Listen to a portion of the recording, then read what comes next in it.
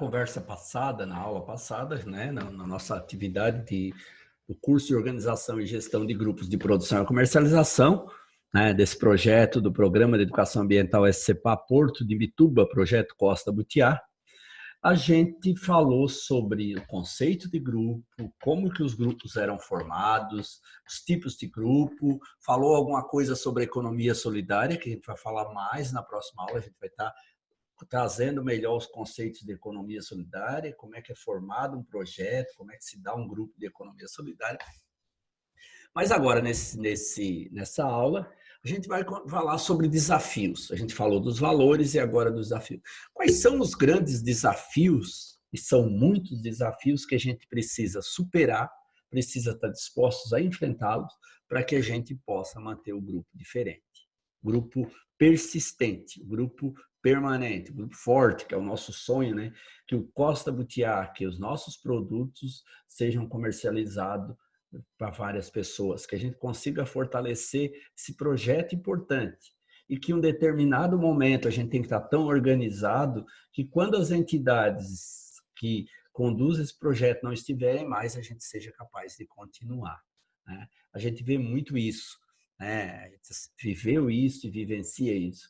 Quando as entidades vão embora, né, acabam o seu período, suas atividades, a tendência é que esses grupos acabem, que esses grupos desapareçam.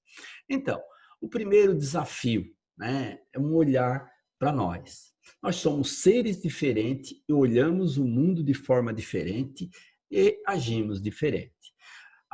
Existe uma máxima de que todos são iguais perante a lei, né? A lei nos iguala, né? Por que surgiu a lei? A lei surge para nos tornar iguais. Por quê? Porque a nossa natureza é diferente. Nós somos seres semelhantes e diferentes. Os meus sonhos não são os mesmos sonhos de cada um desse grupo. O sonho de cada um desse grupo é diferente, são diferentes, porque não existe essa coincidência. Mas quando a gente adere a um grupo, a gente tem um desafio. Qual é? Que o sonho do grupo é diferente do meu sonho. E eu estou no grupo, eu passo a sonhar o sonho do grupo e não mais o meu. Não esqueçam disso, né? O sonho do grupo, e aí nós chamamos o sonho do grupo do quê? De objetivo. Nós temos um nome técnico para o sonho. Quais são os teus objetivos de vida? Eu poderia dizer, quais são os teus sonhos na vida? Qual o teu maior sonho? Qual o teu maior objetivo de vida? Qual o maior objetivo do grupo? Qual o objetivo do grupo? Qual o sonho do grupo? Nós somos seres diferentes e necessariamente olhamos o mundo diferente, agimos de forma diferente e sonhamos diferente. Mas quando a gente está no grupo, e por isso que o grupo precisa ter objetivos claros, bem identificados, para que todos olhem para aqueles objetivos do grupo e digam, agora esses objetivos do grupo são os meus objetivos. Esses objetivos do grupo agora serão, de agora em diante, os meus objetivos. Porque daí sim, aí eu vou me comprometer. Por quê? Porque o sonho do grupo é o sonho coletivo, né? E que não necessariamente é a sombra dos nossos sonhos, mas é o sonho, né, para onde a gente olha, o objetivo do grupo, que é, qual é? Fortalecer cada vez mais o projeto Costa Butiá, fortalecer a marca Costa Butiá. Por isso que o sonho é tão importante, né? E a gente transforma isso lá nos nossos documentos, no nosso planejamento estratégico, no planejamento do grupo, como a gente queira chamar isso, de objetivo. Objetivo, né? O projeto nada mais é do que um sonho com pernas. A gente pega no projeto e transforma nossos sonhos em coisas palpáveis, né? Dá pernas a ele. Então, quando a gente vem para o grupo, a gente deixa em casa as nossos sonhos e passa a ser sonhar com o sonho do grupo, né? Porque de repente não é aquilo que eu quero, e se não é aquilo que eu quero, eu não vou ficar, eu posso até insistir, mas se eu ficar eu não vou estar bem, eu não vou ser feliz. E o grupo tem que ser um lugar onde a gente queira estar, né? A gente tem que dizer assim, olha, lá no grupo Costa Butiá é tão bom que é bom estar lá. As pessoas ficam aqui porque é bom estar aqui. Se não é bom, as pessoas vão embora. E outro desafio que a gente precisa superar, precisa vencer, é que as nossas crenças e valores são pessoais. Cada um de nós, cada um de vocês, né, que está aqui, está nos ouvindo, está nos assistindo, tem crenças e valores diferentes. São pessoal, as minhas crenças e os meus valores. Só que, ao aderir ao grupo, eu passo a olhar para as crenças e valores do grupo. Lá, o grupo, por exemplo, vou dar um exemplo bem assim contundente, mas importante, o grupo não tem religião, apesar que cada um de nós tem uma religião, seja a mesma, seja diferente. O grupo não tem partido político. Não deve ter. Se tem, está errado. Seja o grupo de vocês, seja qualquer grupo. Mas cada um de nós tem uma diferença política, certo? E assim vai. Né? O grupo, nem todos gostam da cor amarela, né? Aquelas cores ali do desenho, né? do logo do Costa Butiá. Mas o grupo preferiu aquela ali, então eu fui voto vencido. Mas não quer dizer que as minhas crenças não são importantes. São sim. Só porque eu precisei abrir mão das minhas crenças e dos meus valores para que os valores e as crenças do grupo sobressaíssem. Porque o grupo é mais importante do que eu. Né? O grupo, a gente já falou, não é a soma de pessoas. O grupo é muito mais do que a soma de pessoas. Intrigas, gente. O que mais tem, e eu não conheço o grupo de vocês, não convivi com o grupo de vocês, mas nos grupos que a gente trabalhou e trabalha, o que mais tem é intriga. Por quê? Porque faz parte. Nós somos seres que gostamos de intriga. Nós somos seres que gostamos, muitas vezes, de colocar uma fagulhinha para ver se o negócio incendeia, de gerar controvérsia, de gerar discussões. Mas isso é o que mais acaba com os grupos. Então, tentem superar isso. Né? E aí, para superar a intriga, como é que eu faço? Qual é a dica que a gente dá? E não pense que é fácil. Se fosse fácil, né, se resolveria o problema do mundo com palavras. Não, é ação mesmo. Resolvam todos os problemas do grupo nas reuniões do grupo. Quando a gente sai na porta, que às vezes sai de 2 em 2, 2 em 2, 3 em 3, que as conversas sejam outras. E se forem dos grupos, conversem as coisas positivas. Deixe as coisas negativas, aquilo que eu não gostei muito, para a próxima reunião. Ou não comece vice, a fulana lá, o fulano lá, só falou dele, só falou do que ele fez. Chega na reunião e diz, fulano, pelo que o senhor está colocando, pelo que a nossa colega está colocando, os outros não fazem nada, só você que faz. E não é bem assim. Pronto, resolveu o problema. Não leva isso para fora. Por quê? Porque as intrigas, elas costumam a criar pernas. Né? A gente sempre diz que a fofoca e as intrigas estão dentro de fofoca, elas costumam criar perna. E elas crescem de tamanho. Às vezes eu digo que o ovo é redondo, que um ovo é redondo, e a outra pessoa não entendeu bem e vai dizer que fulano disse que teu ovo é parecido com marimbondo. Ou, sei lá, né? Porque as fofocas, elas geram intrigas, e as intrigas geram fofocas.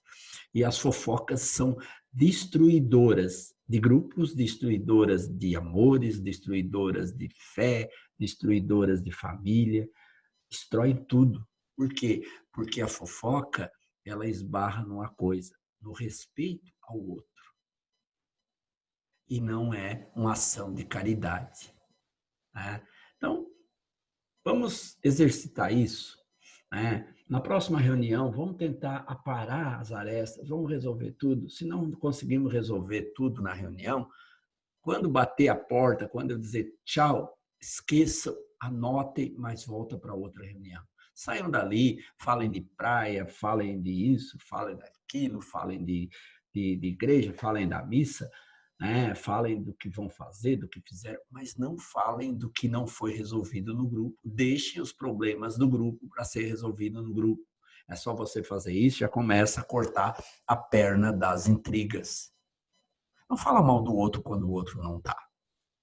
Né? tenha caridade, tenha amor pelo outro. Mesmo que eu não goste muito. Não sou obrigado a gostar de todo mundo. Mas eu tenho que ser caridoso com as outras pessoas. E é o mínimo que eu posso fazer. E ser caridoso com as outras pessoas é não falar delas quando elas não estão.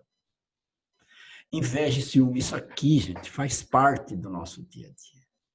Quem nunca sentiu um pouquinho de inveja, quem não é ciumento, quem muitas vezes vê o outro crescer e bate uma coceira, né? E bate um ciúme e tenta e chora e reclama porque ninguém me valoriza. Se tem alguém que está sobressaindo, que está trazendo ideias novas para o grupo, vamos apoiar, vamos fortalecer, vamos aprender com o outro. Ou não vamos. Muita gente faz o quê? Por inveja e ciúme, boicota. Por inveja e ciúme, anula o outro. Vota sempre contra. Vai sempre contra as ideias. Eu já vi em grupo pessoas ser contra a ideia do outro só por ser contra, porque está com inveja, com ciúme, que não foi a ideia dele. Mas mesmo sabendo que era a melhor ideia. Então, não tenham vergonha de dizer, olha, eu não concordo com a tua ideia, mas não é a minha ideia. Mas, se é a ideia que o grupo votou e aprovou, eu vou fazer o quê? Eu vou trabalhar para que essa ideia seja a melhor possível. Não esqueça, se tem duas coisas que destroem grupo, é entrega e inveja. A centralização em alguns membros, isso é comum.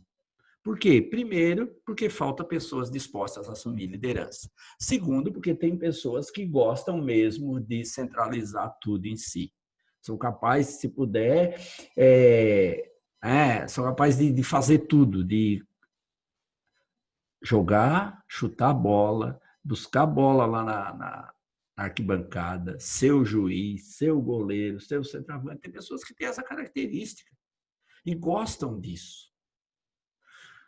Mas isso é prejudicial para os grupos. Então, quando a gente faz um grupo, a primeira coisa a gente define as lideranças. Faz um exercício e define as lideranças. E define funções.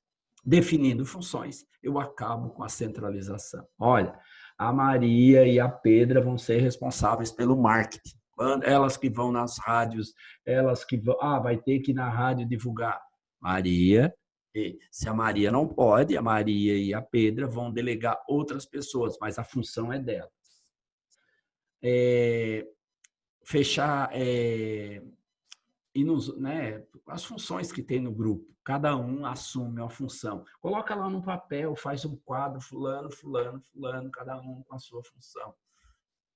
Porque daí tu evita a centralização. Só acontece centralização porque as pessoas não assumem as suas funções e não fazem, sobrecarrega quem faz. E aí, como as pessoas não fazem, aquelas que gostam de fazer vão se sobrecarregando, vão se centralizando, vão sobrecarregando. E chega um determinado momento que elas cansam e o grupo acaba. Eu já vi muito disso. O grupo acabar, por quê? Porque as pessoas não se colocavam a serviço. As pessoas não se dispunham a assumir suas funções. E o que é que gera centralização? Dificuldade de liderança. Sempre que tem dificuldades de liderança, de pessoas quererem ser líderes, tem centralização. E tem líderes que não sabem liderar. E a pessoa tem que perceber, olha, eu não sei liderar, mas eu posso aprender? Posso. Liderança não é uma característica nata, é um aprendizado. Primeiro, quais são as características natas de um líder? Primeiro, líder delega a função. Líder identifica cada um das pessoas, o que cada um é capaz de fazer e delega. Olha, fulano, eu estou assumindo a coordenação do grupo, mas tu, e vai delegando funções. E aí todos se tornam responsáveis, não fica nas costas do líder. Uma das dificuldades de liderança do líder é centralizar. Líder centralizador é porque não sabe liderar. Porque ele não tem confiança nas pessoas. Centralização, dificuldade de liderança e falta de confiança estão diretamente relacionados. As pessoas não confiam nas outras, portanto, não delegam funções. Eu tenho que confiar e delegar funções. E as pessoas a quem eu deleguei funções têm que ter responsabilidade com aquilo que assumiu. Assumir o compromisso, meu caro, é para colocar em prática. Né? Então, tem centralização porque muitas vezes os líderes não sabem delegar função. Os líderes não delegam porque não confiam nas pessoas. Essa falta de confiança não é aquela de não colocar o dinheiro aqui porque alguém vai pegar, não. Falta de confiança é achar que o outro não vai dar conta de fazer, por isso eu faço. Em vez de delegar funções, ele não confia na habilidade das pessoas, então ele assume funções. Ele vai assumindo porque ele não confia. Então, cuidado. Isso é natural que as pessoas que têm um bom, que gostam de fazer, assumam. E aí, quando vê elas super carregadas de funções, e aí não dão conta. Medo de conflitos. Muitas vezes, isso acontece, as intrigas se investe porque as pessoas não querem conflitar. Eu não vou me incomodar. É muito comum tu ouvir, se eu vou criar problema por um... Não, não é criar problema, é colocar em pratos limpos. Olha, fulano, isso que tu falou não é verdade. Eu estava presente e eu vi que não foi assim. Ou é a mesma coisa, tu vê fulano falando do outro e tu te omite, porque tu não quer conflito. Aí tu vê uma intriga começar. Mas se tu não tivesse medo de conflito, fosse lá e dissesse, fulano, isso não foi assim porque eu estava presente e vi, morri ali a intriga. Mas a gente, como tem medo de conflito, deixa que a intriga, deixa que o outro seja desvalorizado, desprestigiado, porque a gente não quer. Se você veio para o grupo, se você assumiu um papel no grupo Costa Butiá, e não é um papel de liderança, é um papel de estar no grupo, porque quando eu estou no grupo, eu assumi um papel de grupo, eu preciso lidar com isso. Como é que a gente resolve isso? Pensando, se autoconhecendo, faz um exercício. Chega em casa, fecha. O que eu sou bom? E o que eu não sou bom? Essa função que eles querem me dar, será que eu estou capacitado?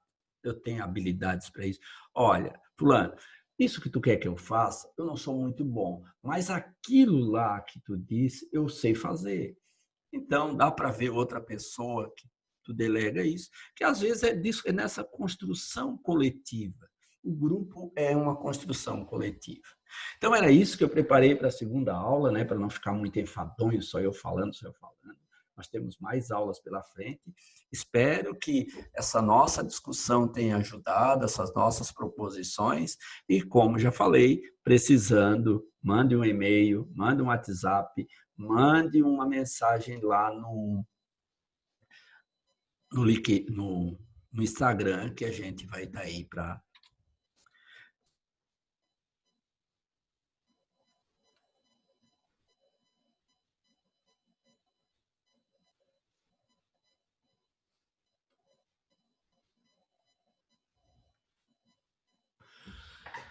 Então, aí continuando, que a gente estava falando de desafios, né? Falta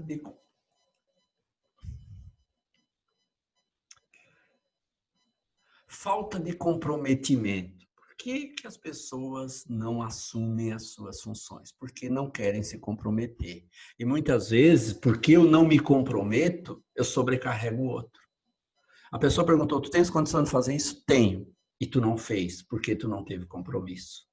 E isso colocou em xeque, gerou problemas para todo o grupo. Então, não esqueçam, comprometimento. Se você assumiu uma função, assumiu uma tarefa, você tem que levá-la até o fim. Se você não consegue sozinho, peça ajuda. Peça auxílio, mas não deixa de fazer. Diz, olha, está muito difícil o que eu me comprometi. Eu estou vendo que eu não vou dar conta. Tu pode me dar uma mão? Alguém pode me dar uma mão? Peça ajuda, mas não deixa de fazer aquilo acontecer. Não fuja das cobranças. Se a gente erra, a gente tem uma capacidade muito grande de errar, porque errar faz parte da nossa natureza. Afinal de contas, se a gente só acertasse, seria uma maravilha a vida, né? mas a gente erra, mas um dos nossos grandes problemas é que a gente quer fugir de ser cobrado pelos nossos erros. Claro que tudo depende da forma como é cobrado. E aí o líder, ele sabe como cobrar das pessoas sem ferir as pessoas, sem expor a pessoa aos ridículos. Aí muitas vezes chega, é porque tu é um incompetente, porque não sei o quê, e aí tu expõe a pessoa. Tu, em vez de melhorar as pessoas, tu, em vez de torná-las melhores, tu torna piores. Tu agrava ainda mais isso. Então, cobrar do outro é importante, mas eu tenho que saber, olha, fulano, vem cá, né? No primeiro momento, faça como diz lá nas escrituras, né? Que quando alguém erre na comunidade, como é que as escrituras dizem, o líder chama a pessoa para uma conversa. Diz, olha, fulano, os dois conversam. Olha, tu errou, não deve fazer mais, tu continua fazendo assim, tá? E beleza, caridosamente, de forma caridosa. Fez isso, senta novamente, espera, errou de novo, como é que a escritura diz? Reúna 3 ou 4 lideranças e chama a pessoa para conversa. Agora já começa a ter 3 ou 4. E aí, conjuntamente, conversa com a pessoa, olha, tu te comprometeu, tu não fez, e aí isso colocou em risco toda a nossa atividade, né, o nosso papel, a gente tinha um compromisso importante naquele dia, tu não foi. E se voltar a acontecer isso, reúne todo o grupo, faz uma assembleia e cobra a pessoa. Só assim, depois dessas 3 tentativas, é que a gente toma uma decisão se vai manter ou se vai excluir o grupo. Mas se por bem do grupo, é muitas vezes necessário tirar alguém. Eu não quero tirar, não é o objetivo é somar, mas muitas vezes é importante tomar certas decisões, tirar aquelas pessoas que estão puxando para trás. Né? Como líder, como coordenador, como liderança, a gente precisa tomar essas decisões. Às vezes, é o mesmo na empresa. Né? Ninguém gosta de demitir, mas muitas vezes é preciso demitir porque os objetivos não estão sendo cumpridos, porque aquela pessoa não se compromete. E aí o líder, né? Isso aqui é para o líder, os lideranças. Dificuldade de cobrar dos membros seus compromissos. Sabe por que isso é difícil para o líder? Porque sobra sempre para o líder. E quando o líder cobra, uma parte fica a favor do líder e a outra fica a favor de quem é cobrado. Aí, muitas vezes as pessoas aproveitam para gerar aqui um desconforto para o líder. Não, se o líder está cobrando, e ficou claro que diante da assembleia, do grupo, o líder tem que colocar a situação e aí juntos, né, apoiando o líder, a gente cobra o compromisso de cada um. Não esqueçam, é fundamental as cobranças no grupo. Por quê? Porque o grupo tende a sair do eixo, tende a perder o foco, que a gente vai falar agora. O grupo tende a perder o rumo dos objetivos. E aí chegamos no grande desafio que eu acho fundamental, que é a perda de foco. Muito comum, às vezes, a gente sair para ir em Bituba, imagina eu estou em Tubarão e eu resolvi ir até Imbituba. E aí, de repente, deu vontade, eu entrei em Laguna. E daí deu vontade, eu passei por Imaruí e eu não cheguei em Bituba. Por quê? Porque eu perdi o meu foco. Porque aquilo não estava bem planejado, porque não estava claro. Então, definam o objetivo, coloquem lá na parede, façam um mural, se for necessário, um cartaz bonito lá, e coloquem os objetivos importantes do grupo A, B, C. O compromisso de cada membro, não esqueçam. Fulano é o responsável por varrer a sala. Fulano é responsável por organizar as mesas. Fulano é responsável por distribuir as tarefas. Coloca, porque isso favorece a alcançar o foco. E não fica só para o líder. O líder é uma pessoa que muitas vezes tem que resolver N problemas porque as pessoas não se comprometem. Perda de interesse pelos membros. Muitas pessoas, com o tempo, vão perder o interesse. Uns vieram por empolgação, outros vieram porque acharam legal, outros vieram porque a amiga convidou, o amigo convidou, mas não era isso que eles queriam. E eles perderam o interesse.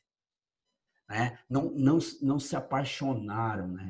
A gente fala muito brilhar os olhos. Se não brilhou os olhos, meu caro, minha cara, as pessoas vão perder interesse. As pessoas que não têm isso como uma, não têm fé no projeto, dificilmente elas se mantêm no projeto. Então é natural que pessoas venham e pessoas vão. Por isso que a gente nunca deve fechar as portas para quem vem. Por quê? Porque a gente tem que estar sempre com esse olhar, né? Porque muitos vão embora. Outro desafio, gente, que nós temos que superar nos grupos, comunicação, a falta dela. O que é comunicar? É deixar claro as coisas, seja por escrito, né? E eu prefiro sempre por escrito, cuidado aquilo que a gente fala, né? Que não foi escrito, que não foi, gravado, que não foi materializado. Pai quer tomar uma decisão, uma comunicação, escreve uma cartinha, entrega uma folha para cada pessoa. As decisões da liderança lá. A liderança reuniu e tomou uma decisão. Comunica isso a cada um. Até os que não vieram naquela reunião, faz chegar a ele para que ele fique sabendo as decisões que foram tomadas. Porque se todos... E se você perceber, que você que é liderança, você é líder, perceber que as pessoas não leem, pega a assinatura, cria um protocolinho. É importante isso. E aí as pessoas não vão dizer, eu não sabia. Para mim não foi entregue, sim. Aqui você assinou que recebeu. Portanto, se você não está sabendo, é porque você não leu aí, já é o problema, não é mais nosso, é o problema seu. Humildade. Quem é o mais importante do grupo Costa Butiá? Do grupo de mulheres e homens? Qual é a função mais importante? Com certeza vem na cabeça que é a minha, que é a sua, que é a sua. Será? Vamos pensar. Para que um chapéu fique pronto, todas as funções, todas as saberes precisam ser colocados em prática, ser feitos e bem feitos. Nenhum saber é mais importante do que o outro. Humildade é isso, é reconhecer que a sabedoria do outro é igual a de qualquer um de nós, apesar que nossos saberes são diferentes. Eu posso ser um excelente costureiro, mas eu posso ser um péssimo bordador. Mas não quer dizer que o bordador é mais importante que o costureiro. O bordador aparece, o desenho do bordado. Mas se o costureiro não fizer a costura bem feita da peça, ela vai descosturar e aí não tem bordado lindo que mantém o valor da peça. Então, não esqueça, humildade.